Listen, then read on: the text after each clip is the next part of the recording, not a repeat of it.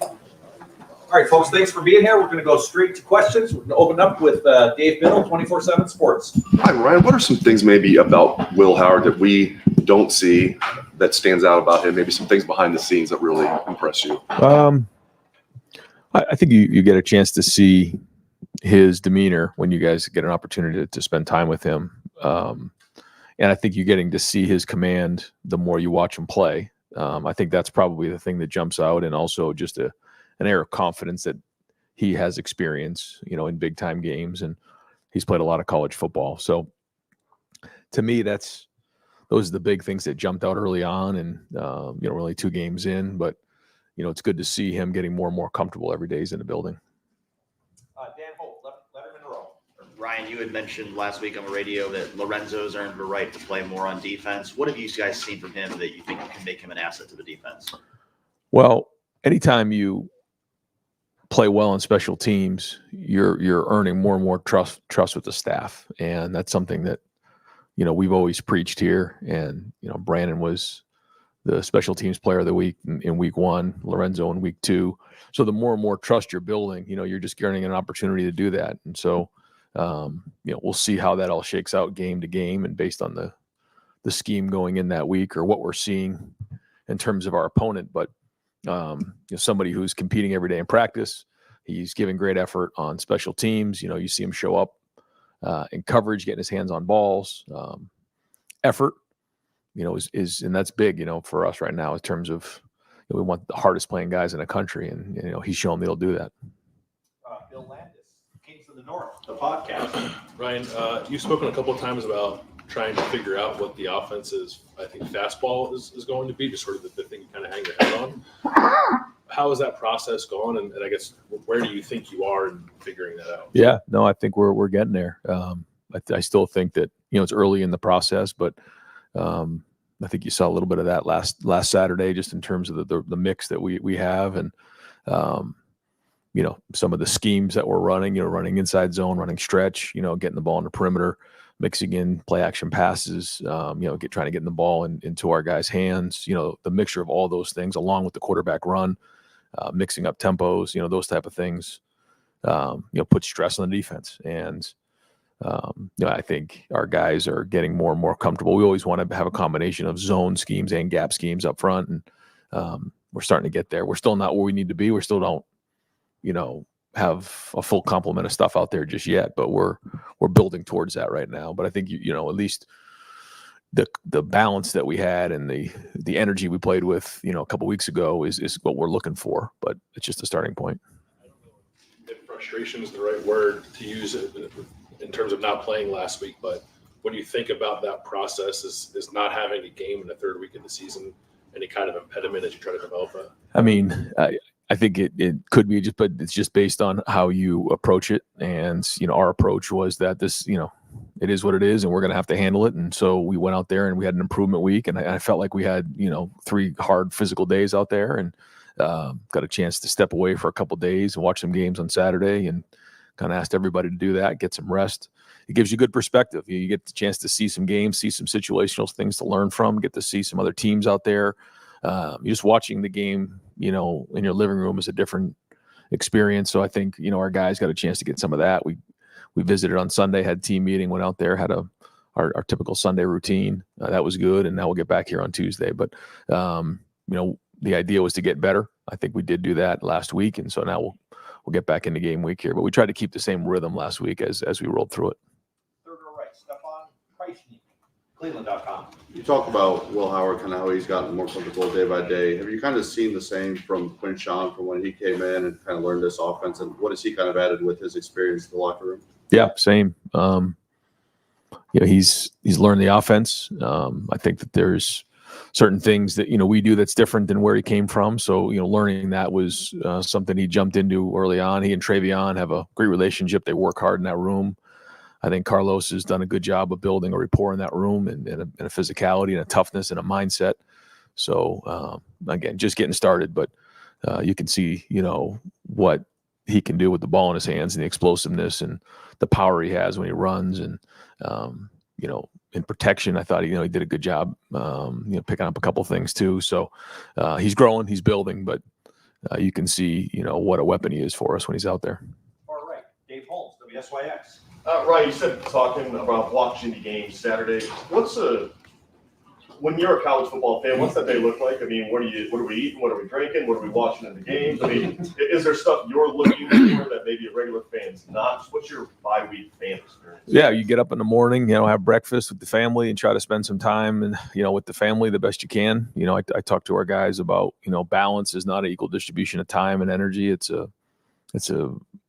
building high ground for hard times. And you do that through faith, family, and friends. And so, you got to get around your family and get around your faith and get around your friends a little bit, but we don't have a whole bunch of time for that. So you get that done in the morning, and then the game started at noon, and we all just needed to get off our feet and rest a little bit and kick our feet up. But you watch the games, and now you get a chance to watch multiple games at once. I'm sure a lot of people do that now, and so you bounce from game to game, and you just watch. You watch the coaches, you watch the players, you watch the demeanor, you watch the body types, you watch the situations. You learn from it. It just gives you a great perspective as you don't find yourself in those situations very often, especially early in the season. So it's something that I think our guys had an opportunity to do, and we brought up some of those situations on Sunday. Learned from a few of the game situations, in game, end of game. And, I think it's just healthy to do that when you have that opportunity. Tony Gertman, Buckeye Huddle. Talking about Will Howard getting more comfortable, how much credit do the receivers in this building get for making him more comfortable? Yeah, it's everybody involved. It's the protection. And that involves the tight ends, the running backs, but obviously the offensive line. That's a big part of it. But the receivers, have a strong hand in creating a comfort level of, if you are man-to-man and you throw it anywhere, kind of this area, I'm going to go make a play. So let me go do that. And then that's really their job is in man-to-man is to get open and catch the ball. And it's Will's job to give him a chance to catch it. And then when you get zone, you have to space out the routes. And then now it's the quarterback's job to work the underneath defenders. Again, the protection's a big part of it, but for a wide out to win versus man-to-man and space it out versus zone, I mean, that's their job and being strong with the ball in their hands and then also ball security. So all those things play into it. And, these guys have worked hard in the off season. They worked hard during the preseason, and they continue to work hard to build that chemistry and rapport and timing, and all those things are important. So, it all goes hand in hand. He said that you guys told him if they're pressed one-on-one, they're open, throw it, that sort of thing. Did you have to repeat those things, or were these just one time you tell him and he's good to go? There's a lot of things that are said multiple times over and over again, and that's what you do as a coach. But all of our quarterbacks, pick things up quickly, and that's important. But those are things you're continually talking about. And the good thing is when you're about to say it, when it happens on a play, and you're about to say it, and they finish the sentence for you, that's when you're on the same page. And we're starting to see some of that. You talked in the preseason about the idea of Caleb Downs potentially playing some offense. Is that still something you're interested in or pursuing, or is that just kind of a break glass in case of emergency kind of thing? And I guess how much did James Peoples' emergence and feeling confident in him change maybe your perspective on it? Both. I think right now, we're focused on Caleb being the best safety in America and, doing his job there. He's still working as a punt returner. I don't think we're quite there where we need to, get involved with him in the run game just yet. Not that we won't as the season goes on. But no, and I think, it's been great to see James and good to see Sam get some carries in the game. So, our depth at all positions is going to be, tried this year. So, he'll be an option if need be, but right now we're going to just focus on safety. Jeff Gilbert, Press Pros, third row left. Coach, in terms of special teams, you're more involvement this year with it. You haven't had a close game yet where a special teams play could have hurt you. That's coming. Those games are coming. How much more confident are you in that? Thinking most specifically about punt either way. Yeah. I think every day, meeting on it, talking through it, I feel much more involved with it. I feel like I'm much more in control of it than I was probably in the past. And making sure you have the right guys in the right spots. And so, yeah, we're going to keep grinding on it every day. We want to get better in every way. We want to grab every inch we can possibly grab. And those, that's a phase that can be critical, as in some of those, some of those situation. So we'll keep grinding on it. I do feel like, our staff is fully engaged in it. I feel like our team is. I think they see it, they feel it. All coaches are involved, including myself. So, we're not where we need to be, but, we are seeing good effort there, and that's a great starting point. Far left, Joe Nugent, WCMH. With Donovan Jackson moving in a good direction the last few weeks, do you know if he'll play Saturday? Yeah, he's ready to roll. As long as we have a good week of practice, he'll be ready to go for Saturday. And Austin Cerebell, what type of value did those last two games provide for him going forward? Yeah, he's going to still play, and we'll figure out how that looks. But he's done a nice job in the first couple games, and for stepping in that spot, I think that's provided us some depth that we didn't know we had going into the preseason. Fifth row right, Cameron T. Robinson, The Athletic. Brian, I think maybe from the outside in the offseason, you lose guys like Tommy and Steele, maybe the depth at linebacker or the uncertainty of just kind of experience with the question. But through 2 games, you've seen that depth grow, that rotation grow. What have you liked about really all 4 of those guys that have really kind of fit, or that whole room that's really fit well together? Again, it's just a start. So I don't really like to summarize where guys are at right now. We got a lot of football to go. But you see what you see in the first couple games. You see a lot of great effort. You see guys running the ball. You see guys making plays, and that's exciting. And the challenges are going to keep getting more and more difficult as time goes on. So we're going to have to play with three linebackers in the game if they're in bigger personnel groupings. So that's at the very least you got to play with 3. But you lose a couple guys, you're playing with 4 and 5. So just like every position, we got to do that. But good to see, even in the first game not having Cody, seeing guys step up, and it's important. I mean, that's a position where you got to do a lot of prep work. You got to know how to fit the runs, and you got to be involved with the coverages. You got to make the checks.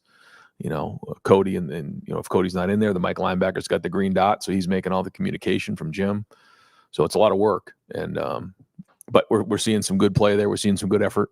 So again, good starting point, but a long way to go. Fifth row left, Noah Weisskopf, The Lantern. Ryan, what have you seen on Marshall from watching them so far? What do you think? Did they do exceptionally well? Yeah, they have a very good staff. Coach Huff is very well respected, and does a great job in recruiting, does a good job with his team. Has been a very good coach in college football for a long time, and he's hired a very good staff, a mix of youth and experience, and he gets his guys to play hard. They're athletic. They got a big front, on the defensive side, and they have an identity on offense. They want to spread you out and throw it around a little bit, and mix some runs in. I think he does a very, very good job, and they're going to come in here, and they're going to play open and free, and we'll have a great environment, so they're going to be jacked up for that, and but a lot of respect for the program and what he does. Pat Murphy, 24/7 Sports. Ryan, you were talking earlier about showing guys some clips of things from over the weekend.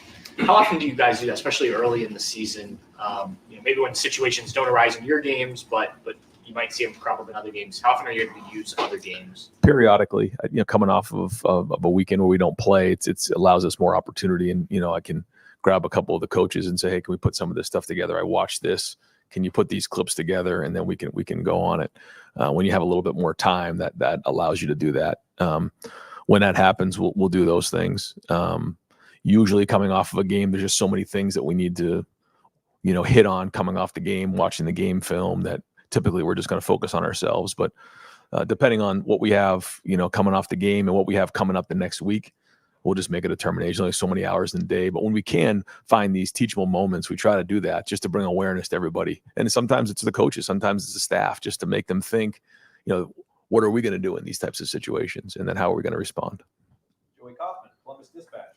Right. Statistically this year, Will's been really sort of the upper end of the spectrum in terms of being really efficient out of play action pass. I'm just wondering from your perspective, what's made him really effective in those type of situations? Well, I think it starts with the runs. When you're running the ball, now you have to be more aggressive. Safety's got to get lower. You got to put an extra guy in the box, which opens up things down the field. But I think the work we put in on the timing of some of those concepts, and the protection's been strong, like I've said, but it's timing those things up and marrying up the run game, with the play action pass as they go hand in hand. And then there's the RPOs, which are similar to that as well. But you're looking to always complement the runs with some sort of play action pass to put people in conflict. And, Chip's always done that.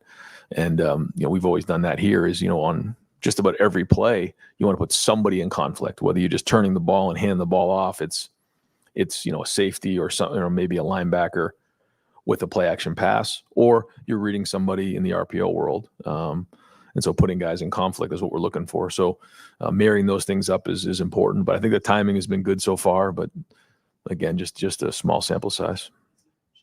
Chip, part of Chip's thing he's done in the past off, does Will have the skill set for it as well? Yeah, I think all the above. I think everything, is a big part of it.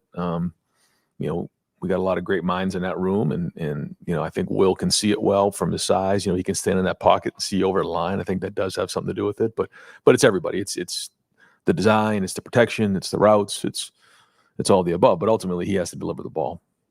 Stephen Means, Cleveland.com.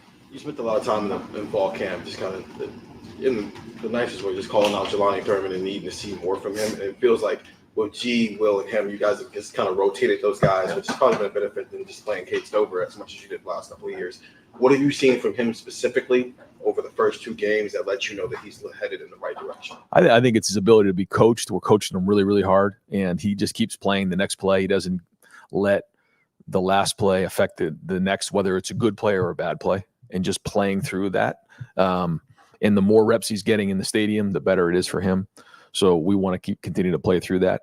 I think his attention to detail has been better. It's improved. I think his focus in meetings has improved. And so every day he puts, stacks these days, the better he's going to be.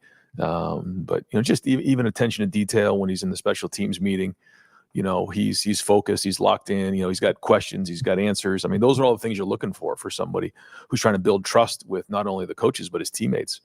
And so if he can keep building on that and keep growing, again, I feel like the sky's the limit for him.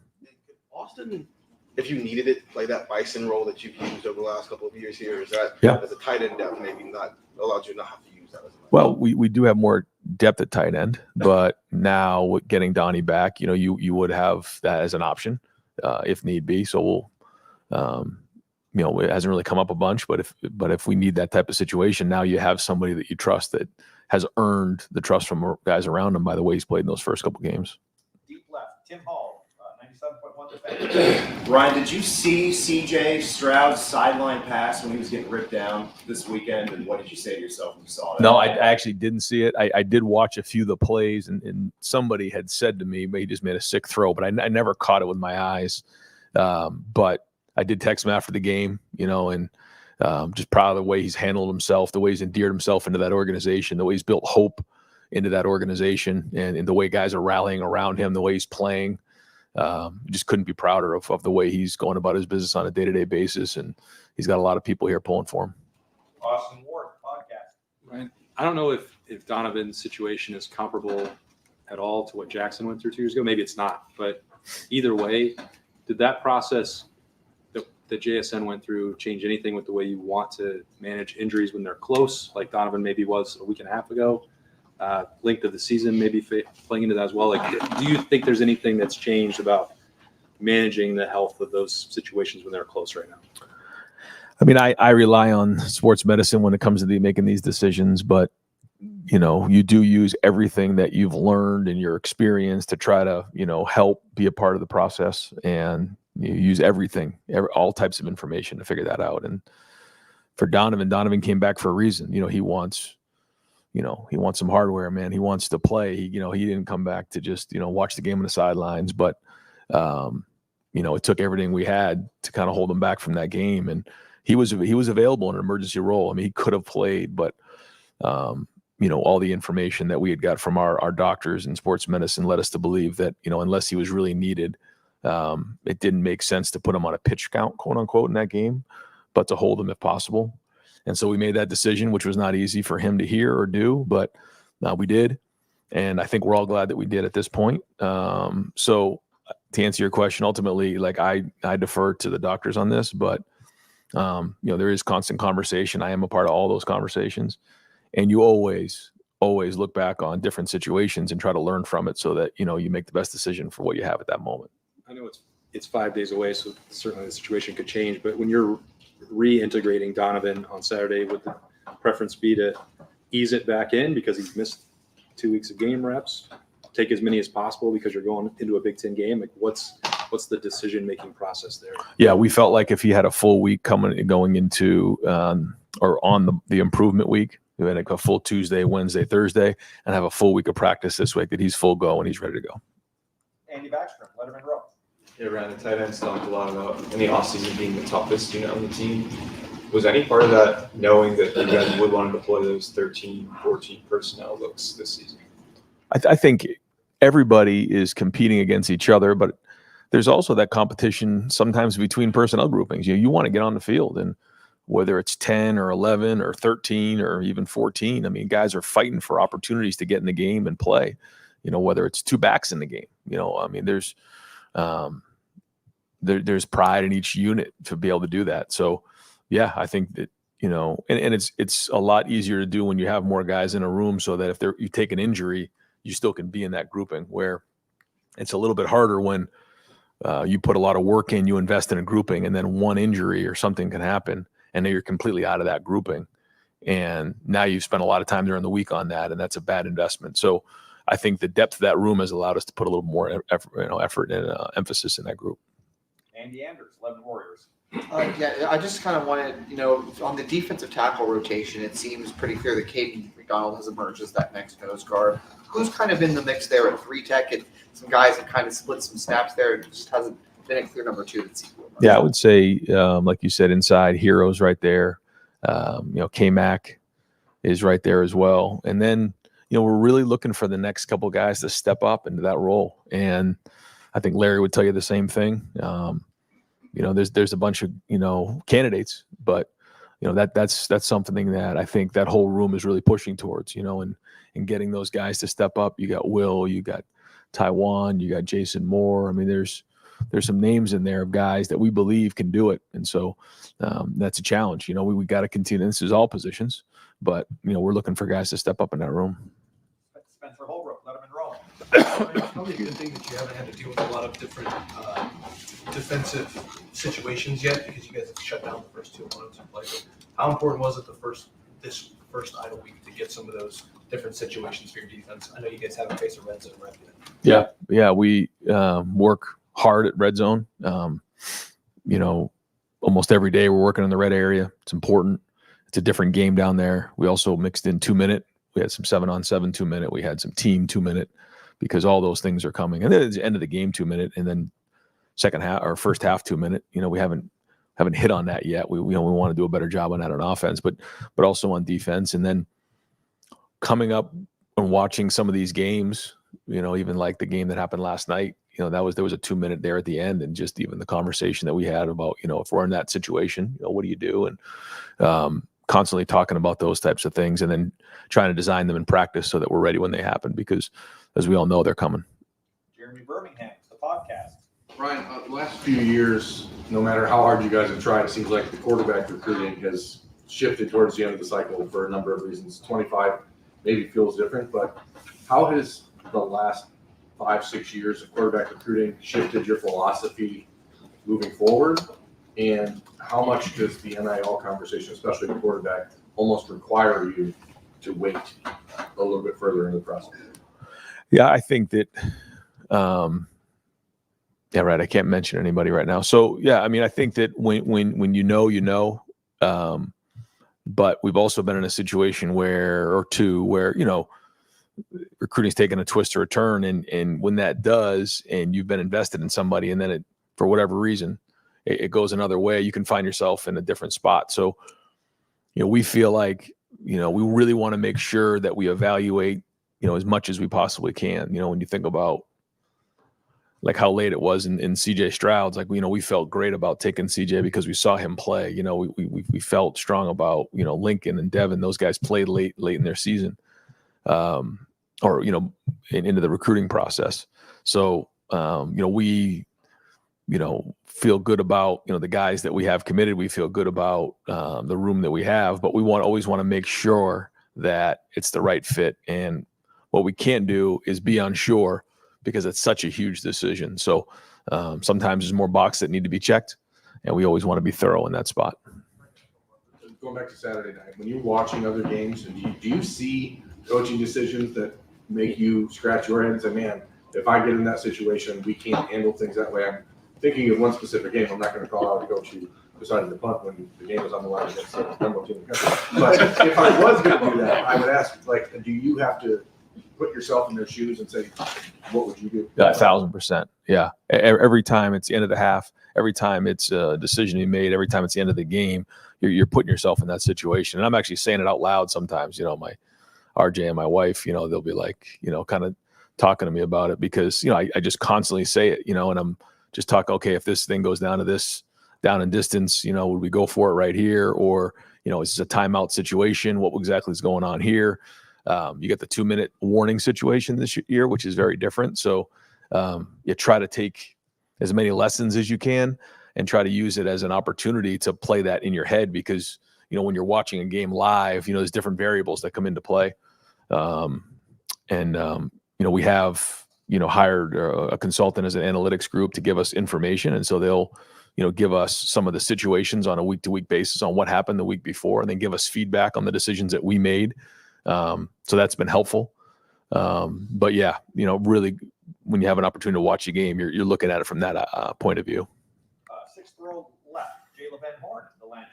Coach, a big day for Marvin Harrison Jr. What did you like from him? And obviously, the first game he kind of struggled, but he came back and obviously played really good against the Rams. So what did you like from him? Yeah, Marvin Harrison is a wonderful player, and he's going to have a great career in the NFL. So, after a week, or if it was 2 weeks or 3 weeks, Marv's going to be a great player in the NFL. He's just such a pro. He's going to translate very well in that league. So this is just the beginning, what he's able to do. And look to me like some of those were like broken plays. I thought the first one was a really great throw and a great catch in the back of the end zone. I don't know how he hung on to that one, but a really nice throw. And then a couple of them look a little bit, ad-libbed, but he's a great route runner. So, he's going to have these type of days, and, we're proud of what he's doing. And also, Paris being there as well. Those two guys, really, I know are going to have a strong impact on that organization. We are at the 2-minute warning here. Tom Moore, Buckeye Huddle. Matt Rule said yesterday that there's a Big Ten coaches group text or group chat. What do you guys talk about in there?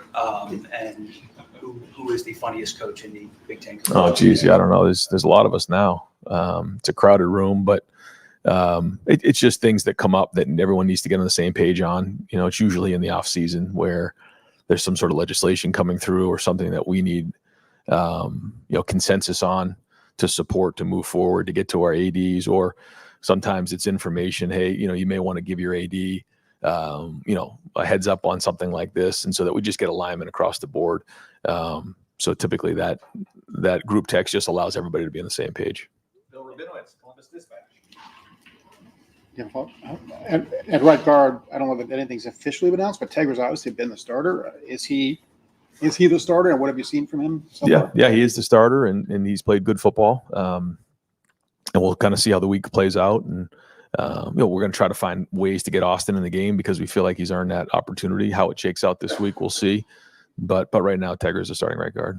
What will it add to have Donovan back? We obviously know he's a good player, but what does it give you both tangibly and intangibly? I just think this solidifies everything up front. Seth has done a very, very good job of communicating across the board. He brings a certain level of experience and stability in there with the communication. Now you add Donovan into it. I mean, that's two guys, a lot of experience. They're good communicators. They're very sharp. I think just overall, everyone's going to be on the same page even more and allow guys to communicate well because that's important. I mean, everything up front is about communication. So the more these guys can communicate and get everybody on the same page, the better we can execute. Tim May, Lettermen Row. Yeah, just two quickies, Ryan. Number one, speaking about the offensive line, did it make that leap you wanted from first game to second game? And I know everything's always relative based on who you're blocking, so to speak. But do you like the progress there? Did you see a more cohesive unit? Just what would you see? Yeah, I think we all saw a bunch of guys who played hard. I like the plays where we're finishing, on the touchdown to Jeremiah. You see Josh Simmons like driving a guy out of bounds. You're watching Fryer run down on the one that got called back to Quinshawn, but he's 60 yards down the field chasing guys down. I think guys were playing hard in the game. You see Integra finish guys like 6 and 7 yards down the field and pancake them. Like that's to me what we're looking for. And also the communication, making sure that we're on the same page. We're all going to the right guys. and trust your technique. I say that also all the time. You're going against Tyleek and Ty every day in practice. Like, trust what you're doing every day in practice. And, so the communication was better. It was cleaner. And I thought the effort was very, very good. And so we can build on that. Like you said, it's just the beginning. But I think there's also a certain level of confidence that, we should be continuing to grow on. And the other thing, you watched a lot of football on Saturday. So Wisconsin loses its starting quarterback to a season-ending injury. You saw what that did to their attack.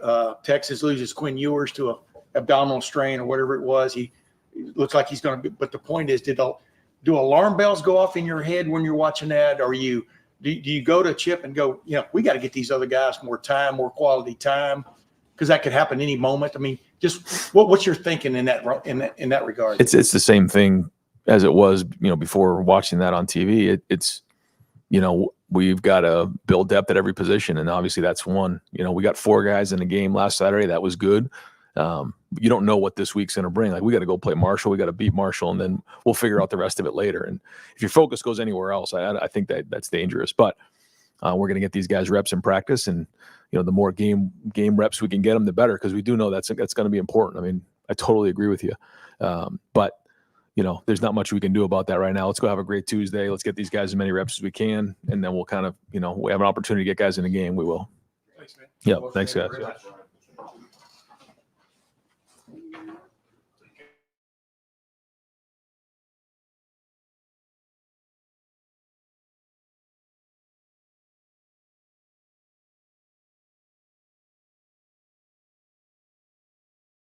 Coach, second row right, Stephen Means, Cleveland.com.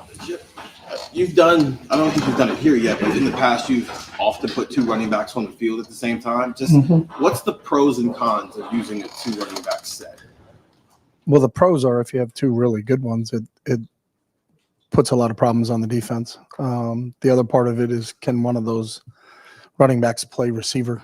Can they line up in the slot? And we believe Trey does. Trey does it a lot, especially when we're in empty sets, and can be a mismatch from that standpoint. The cons are, you have 2 running backs in the game at the same time, and what's your depth at the running back position? How many running backs do you have? You always want to try to keep them fresh. I think Carlos has done a really good job of rotating those guys right now. So there's always positives to having 2 on the field at the same time, but there are some negatives in terms of, if they're both going full speed 6, 7 plays in a row, and they both need a breather, then you got to take them out. So, it's really depending on what your depth is at the running back spot. James giving you confidence that you feel like you have that level of depth? Yeah, James has. I think James has done a really nice job in the first 2 games. We were excited about him coming into the first 2 games, but you never know. It's kind of like the old adage of players like a tea bag. You don't know what you get till you put it in hot water. And I think with James, you learned that he's a pretty good football player. So we're excited about his growth and how he continues to pick up what we're doing and what we can put on his shoulders. So that adds to the depth at the running back spot. Front row, Bill Rabinowitz, Columbus Dispatch. Chip, it's the first year that on the field they can use the iPads outside in the press box. But how much of an advantage is that? What are you able to do with that you couldn't do in the past? Well, people actually did it in the past, but they always were looking at the scoreboard to try to see the replay. It was funny when we were in the NFL, there were people that said they didn't want to do it, but every coach in the NFL was always like this and watching the replay up there. Now you get to run it back. So I think it's cleaned some things up. Sometimes it takes to halftime before you can make a adjustment because the guys in the booth are trying to communicate that what they saw, because the guys in the booth can obviously see the game better. The guys on the field can feel the game better.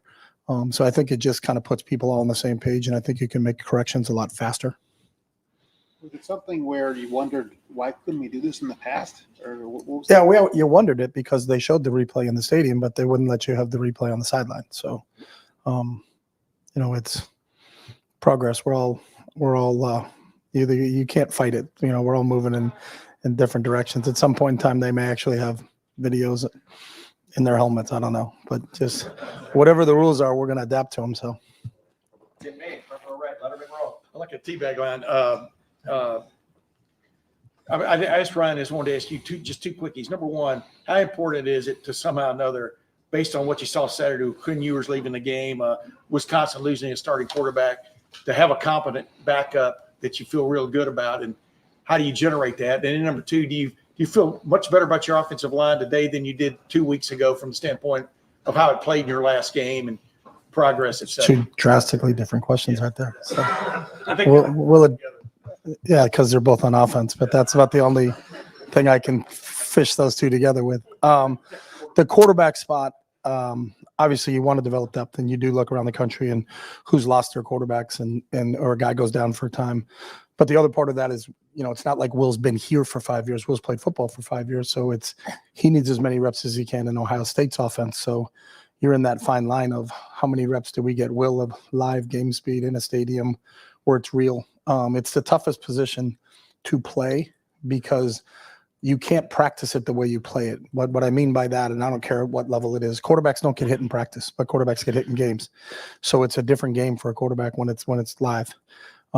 So to try to balance how many reps does Will need to continue to get better and continue to grow is, we finish our last out of conference game here against Marshall and then head into conference play. Do we feel like he's got enough under his belt so that when those situations come up in a game that he's experienced it already as an Ohio State player? I know he has as a Kansas State player, but not. But you also need to develop your quarterbacks because, we always say you're a chin strap away from playing. If you get your helmet knocked off on the field of play, you're out for at least one play. So someone's got to go in the game. So that's a fine line, and you always have to continue to try to walk it. But we hope that, I think Devin and Julian did a nice job when they were in. Lincoln got 3 snaps, but it was really late in the game, and there was more handoffs than anything else. But, we'll see how that continues to go. But you do have to have 2 quarterbacks, and, especially when you're going to play such a long season.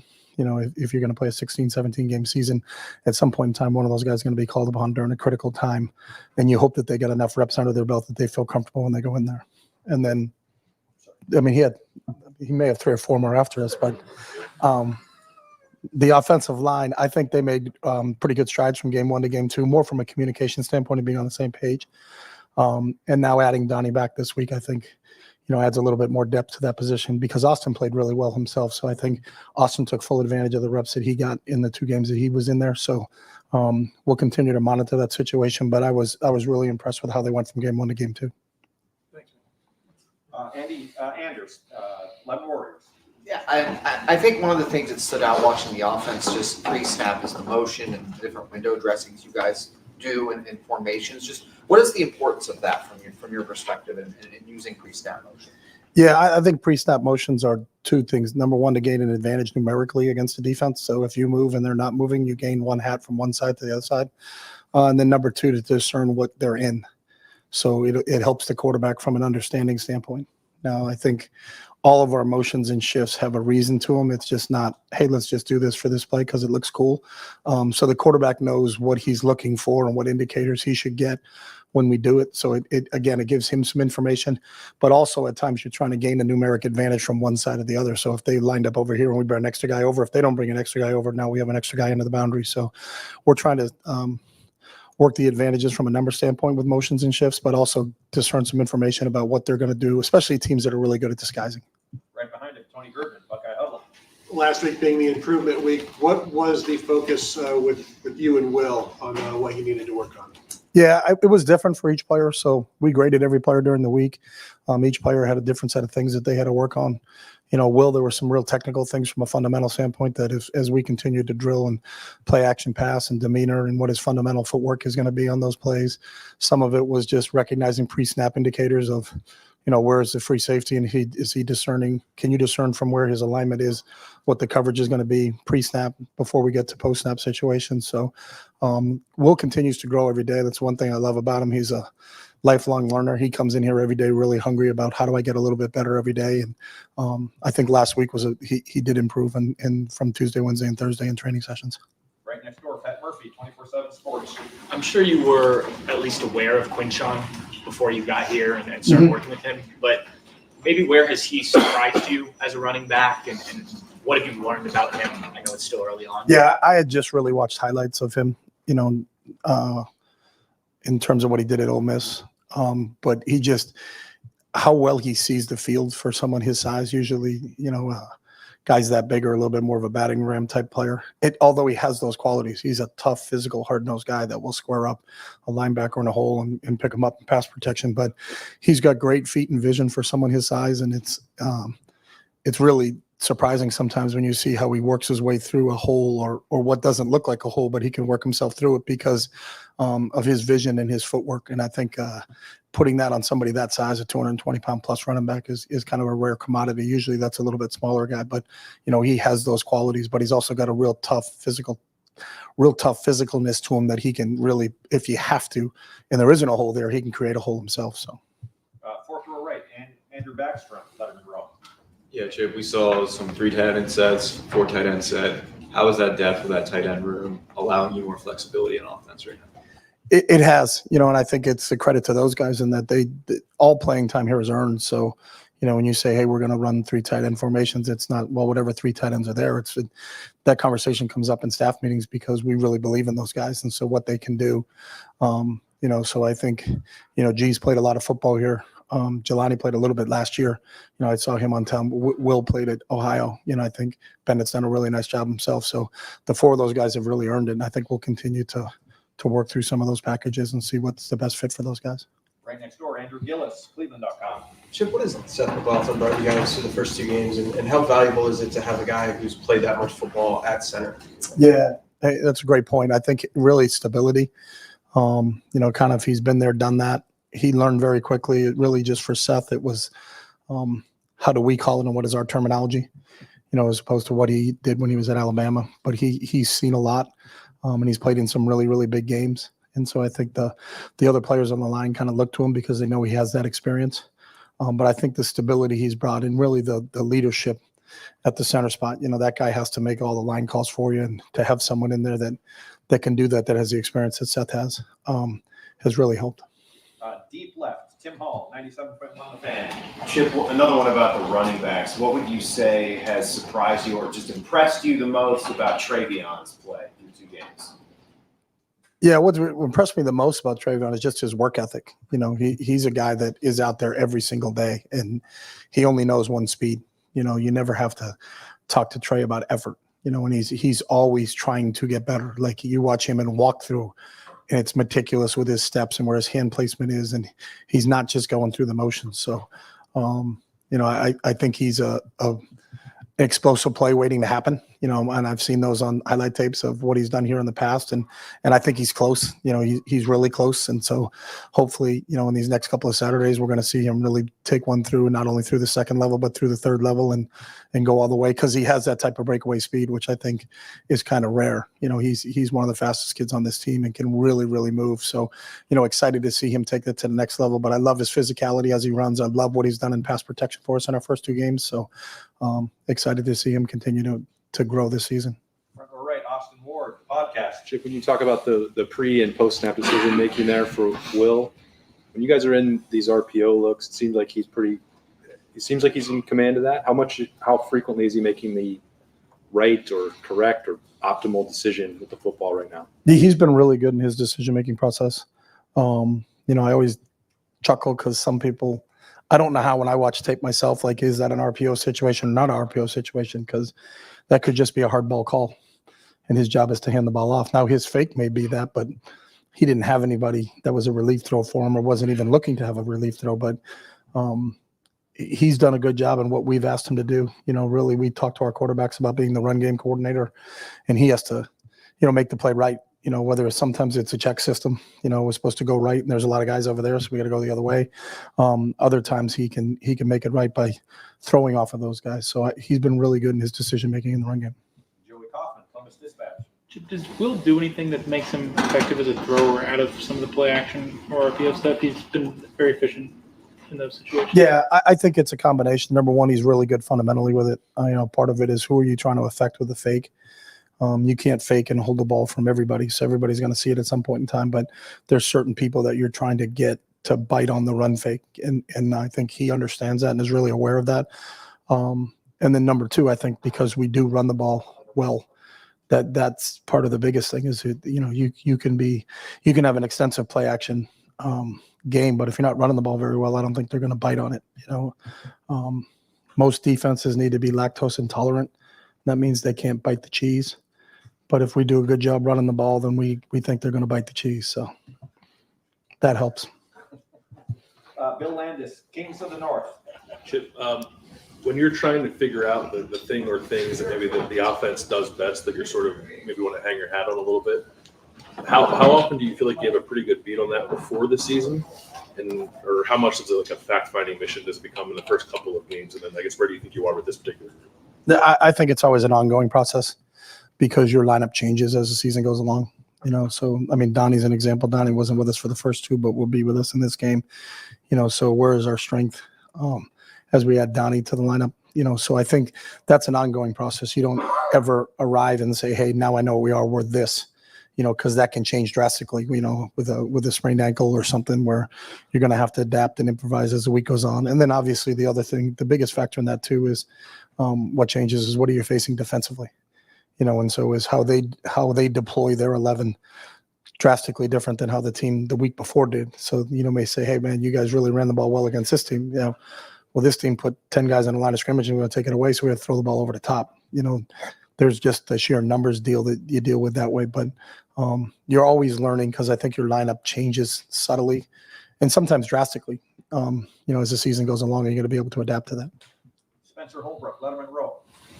Chip, when you talk about the tight ends and being able to go 3 and 4 tight end services, how involved can they be in the passing game out of that? And what limitations? Well, Bennett had a 55-yarder for a touchdown, so I would say somewhat. I'm trying to lean into like the pros and cons of going into those bigger sets. Yeah. Being able to, No, that's a great point. There are pros and cons. The more surfaces you build and the tighter they are to the football, then the less you can technically stretch the field. But I still think there are plays that can come out of those sets because the mindset of the defense when those guys come into the game should be they're going to run the ball. And I would say percentage-wise, we're probably going to run the ball more than we're going to throw the ball in those formations. But there's a give and take there. I think you have to always try to complement it. We may have 2 or 3 good runs out of this, but we got to have a play action pass. We got to have a completion. Got to have a shot play out of the, what's our shot play out of this? So it's interesting on how defenses, when you look at, like, we think but we know our personnel. We know knowing our personnel, this is how we would defend it. Then you go to play another team and it's like, wow, I never thought they would do it that way.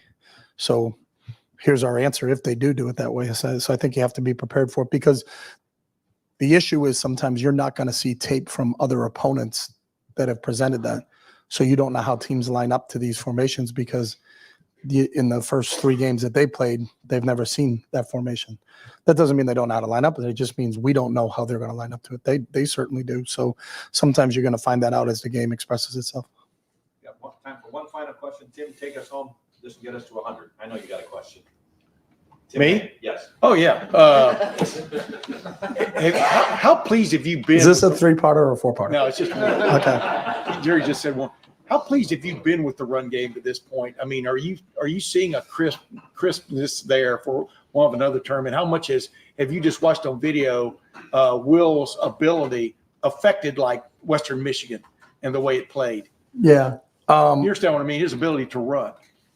Yes. Yeah. And he is a factor in the run game. So him carrying out fakes or the ability to carry out fakes, I think people have to respect that because you can look at what he did at Kansas State and say, hey, this kid, when he has the ball in his hands, can do some different things, and I think a lot of times there have been plays that we've called to see if Will can run the ball, but they've sat on him. So then he hands the ball off. So I think he's made some good decisions from that standpoint. So we're pleased, but I don't think we're ever satisfied. I think we can be better in the run game. And I think that's what our goal is each week is can we be better this week coming up than we were the week before? And if so, how do we continue to grow as a group? You hope that your worst game was your first game.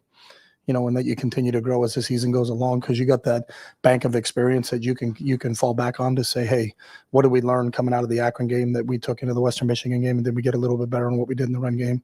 If the answer is yes, then you're moving in the right direction. Now, I don't know how Saturday plays out, but are we going to be better in terms of running the football against Marshall than we were against Western Michigan? Then we're moving in the right direction, and that's what our goal is every week. But I'm proud of what we're doing. I think we're pretty efficient right now. We can be better. We had an 80-yarder call back. So some of the, making sure we have the hands on where they're supposed to be on the perimeter. And then I think we've been really efficient without having the ball on the ground so far. So knock on wood, we haven't turned the ball over in 2 games, but that's critical to our success here is making sure that we end the play, every single play that we get the ball handed to us, we end the play by handing it back to an official. So Coach, thank you very much. Thanks, Sherry.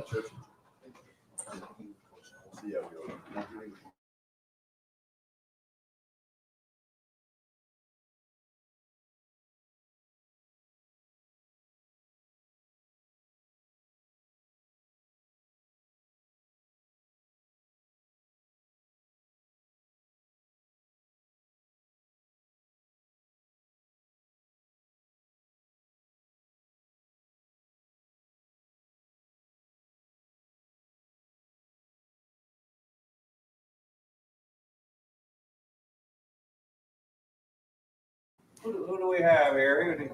Jeff Gilbert, press pros, third row left. Well, coaches have talked a lot about blocking, and the line feels like it's getting better. The pass protection's good from your running backs.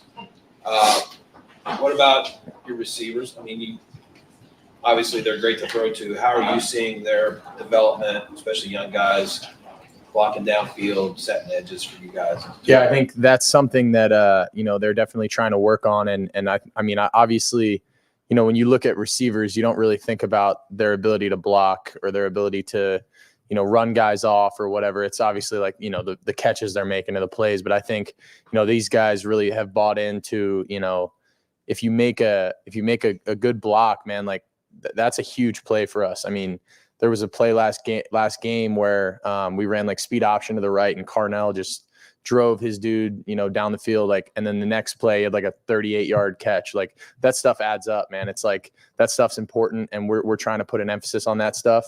And I think they're doing a really good job. I think, we're just, football is a simple game, man. It's blocking and tackling, throwing and catching. And at the end of the day, I think we're getting better, and we're never satisfied, and we're always going to keep working to get better. But I think they're doing some really good things down the field and in the run game. Second row right, Stephen Means, Cleveland.com. This might sound like a weird question, but are you a film junkie? Yeah, 100%. I love watching film. Like I always have been. Like I actually this semester have class at night, and don't tell my professors, but sometimes I watch a little film in class. I just love, I like to watch film, like every day, like whatever it is. Like I just like to wake up and watch a little bit of something.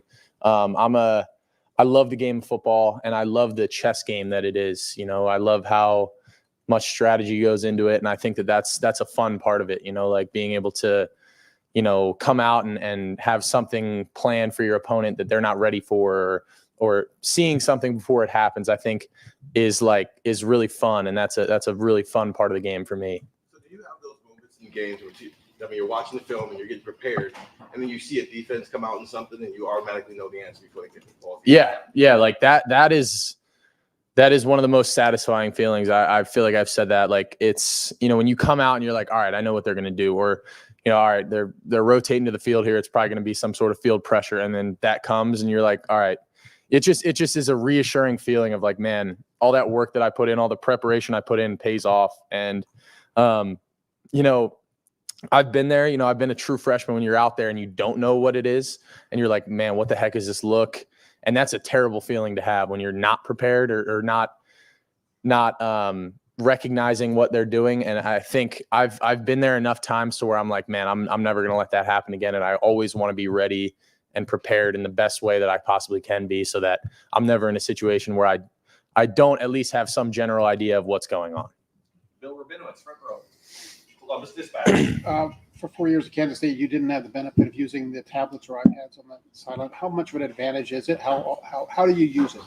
I think it's great. I used it in high school. We had like iPads, and I thought it was a really good part of the game. Like I missed it when I went to college. I was like, man, I wish I could just come over here and say, hey, what happened on that play? Because I like going back over some plays, especially the ones that didn't go well. I'm like, what happened on that? I like to look at it. But obviously, the last couple of years, my first 4 years in college, you could just talk about it and say, hey, this is what I thought it was. This is what I thought it was. And obviously, you can't get any confirmation until after the game. But most of the time, now, like I can come off the sideline and watch every single drive. Like I've probably watched the film after a game. I've probably already watched the game film like on the sideline, but it incorporates another element into the game. You're able to see things a little better, make some different in-game adjustments. I think it's a really cool part of the game, and I'm glad that they made that a part of the college game. time when you saw something that maybe confirmed or maybe didn't confirm something that you thought you saw and it helped you? Yeah, I mean, it happens all the time. You come off the field, you're like, oh man, I thought they clouded that look to the field there, and maybe it's a buzz look where it was actually not the corner, it was a linebacker buzzing out, and the guy up top was a corner rather than maybe a safety and a cloud look. And sometimes you get fooled and you think you think it's one thing and it's actually another, and that can be a good way to look at the film and see that. And then sometimes again, like confirming something, hey, I thought it was cloud here, it was cloud, and just seeing that look and how they play it, maybe seeing what do they do pre-snap to show that that's how they're going to play that on that, based on their alignments, whatever, just kind of going through that. And obviously, going into the game, we feel like we should have a good idea of what they're going to do. And it's really just kind of confirming what happened and what we thought was going to happen versus what actually happened is kind of what we use the iPads for. 6th row right, Cameron T. Robinson, The Athletic. Will, you mentioned the stability that Seth brings to that front line. And I'm curious to get your perspective, in what ways that show up, especially when the first week we had 2 first-time guards on the field. I think he brings a certain level of experience and of just maturity. And I think having that guy at the center position is crucial, man. In my 4 years, I've been blessed to have some good centers, and Seth's up there, man. He's making calls. He's the juice guy. He's bringing the juice. He's smart. I mean, he's making some calls before I even make them. And a lot of times that makes my job easier. If I'm not having to make a ton of protection calls, I'm just having to kind of echo what he's saying. Sometimes he just beats me to the punch. He's like, hey, we're going to, do this on this, protection on 3rd down. And he already knows it, and having a guy that, you can bounce ideas off of and that you can trust to make calls like that. I think, that has been really, really big for this O-line. And I think he's fit in really well with the group. I think the guys really mesh well with him. And he's just become a really important part of this offense. And I'm really glad that we did get him. And I'm glad, cause he was, when we were on our visit together, man, we were talking about how we were going to do this. And it's cool to see, how it's all worked out and how we've made it to this point now. Right next door, Spencer Holbrook, Lettermen Row. Will, did you realize that the first 2 games here were 2 of the 3 largest crowds you've ever played in front of? Didn't know that until you just said that. That's pretty cool. Was there any nerves those first 2 games, and do you feel like you're settled into every aspect of everything now that you've been in the shoot, not just once, but now you've done it twice, you have the routine, things like that before you guys get into Big Ten play? Yeah, I'm definitely settled in more. It feels right. It feels like home. I know I said the first game felt like a little bit like an away game and all that, but I'm settled in now. This is what we do. I get the routine. I get the game week, what it looks like. Obviously it's cool, man. I've played in front of big crowds. I've obviously, this is 2 of the bigger crowds I've played in front of, but I've played in the games, so I wouldn't say it's necessarily super nerve wracking. I've been there. I don't get super nervous anymore. I try to just appreciate it and accept it for what it is, and just say, man, I only have 1 year here. I'm gonna appreciate every moment I have out on that field, playing in front of these fans. It's a blessing, and I'm just trying to take it one day at a time and not let any moment pass me by, because it's a pretty cool opportunity I have and that we have as a team this year. And I think we have a really special group, and we want to just soak in every last minute we can and make the most out of this season. Front row right, Austin Ward, podcast. I should point it out that I have no idea if you actually have an RPO play called, because I'm not a coordinator or a quarterback. I'm just watching the game. When you've had an option on a play, how often are you making the optimal or best decision so far?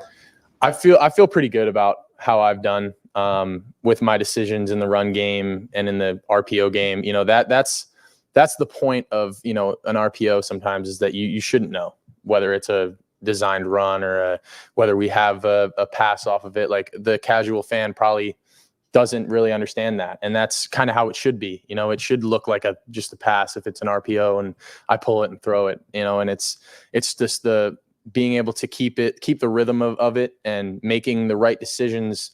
Like, it's pretty clear when I make a bad decision on an RPO, but you don't really see it when it's a good decision, which is a good thing, so I think I've done well with it. I think it's something that we need to continue to work on and work through. And as long as I can, just keep us on schedule and not force things, make the right decisions with the football, with the guys that we have, just let them do the rest. And, we've been blocking really well. I think, the running backs have been doing a good job, and the receivers are obviously going to get open. So, for me, it's just taking what the defense gives me and not trying to do too much and make the perfect play, but just, make things right. And final question, Tim May, Yeah. Lettermen Row. Yeah, I like that fake to air on one play last week. Mhm. How much is your responsibility as a starting quarterback? You were this way at Kansas State. You had Avery Johnson coming along, and here you've got two guys who haven't played very much. How much do you feel is a responsibility on your part to make sure these guys are ready to play? If you watch football on Saturday, you know what I'm talking about. And yet you still want to keep something in your back pocket too. I would think that makes you special. You understand what I'm saying? Yeah, I think that the way I look at it, at least in my days and in my time here, is like it's a collective effort. And no matter what, I'm going to try and help those guys in the room to be as prepared and as ready as possible, because I've been there where, you obviously, knock on wood, hopefully, nothing ever happens to me and hopefully, it's all good. But things happen, man. And college football is so unpredictable.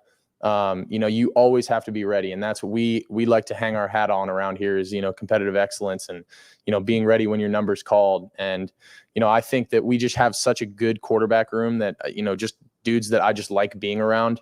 And I like pouring into, maybe the younger guys that, I've done it. I've had experience, I've gone through the ups and downs of college football before, and I'm going to go through more, I'm sure.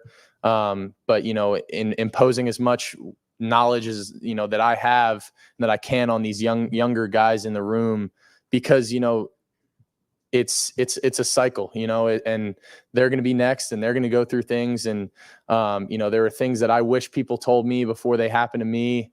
And, I just want to help these guys as much as I can, just because we have such a good relationship and we're all in this thing together. And, I know there's, 5, 6 of us in the room, but, we're all, there's only one quarterback on the field at one time, but we're all in this for the same reason. We're all here to win a national championship and hoist that trophy up at the end of the year. And I think that's the thing that's most important. So we're all pushing each other to get better every single day. And, we're just trying to develop each other and just be the best team that we can right now and for the future going forward. We got time for one final question. Joey Kaufman, Columbus Dispatch. Will, you've been really efficient throwing off play actions in some of the RPOs. Is there something about what you like about those situations that you feel suits your skill set, or just why do you think you? Yeah, I think the system that we have makes it easy for me, because if I don't have the run, if I don't have the pass, then we can just give it. We can run the ball, and there's some different things that you can do with the RPO game where you're not necessarily just throwing the ball every play, or you're not necessarily throwing the ball into tight windows. You're more taking it as it comes. If someone blitzes and 7th guy adds to the box, then that's when we're kicking it out to a good numbers advantage outside. It's little things like that we're just trying to take advantage of our numbers battles and play the numbers game with them. And every play is different, and I can't give too broad of a statement on it, because there's so many different RPOs, different plays that we have, and every play is different in its own way. But, I think the way that our run game and our pass game complement each other makes it pretty easy for me to just dish the ball around and not have to force things. Well, thank you very much. All right. Thank you, guys. Appreciate it. Good job, buddy.